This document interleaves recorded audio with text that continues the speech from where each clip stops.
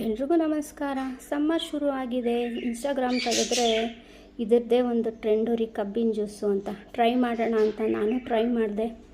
ಚೆನ್ನಾಗಿದೆ 90%. ನೀವು ಕೂಡ ಟ್ರೈ ಮಾಡಿ.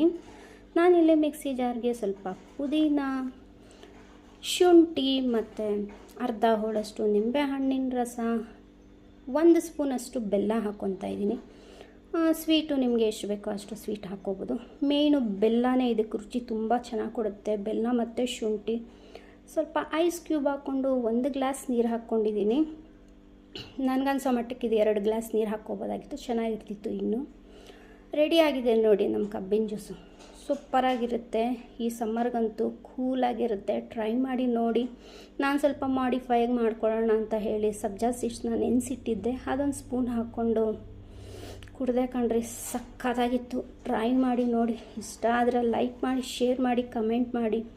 ಮತ್ತಷ್ಟು ಈಸಿ ರೆಸಿಪೀಸ್ಗೆ ನನ್ನ ಚಾನಲ್ನ ಸಬ್ಸ್ಕ್ರೈಬ್ ಮಾಡ್ಕೊಳ್ಳಿ. Thank you so much.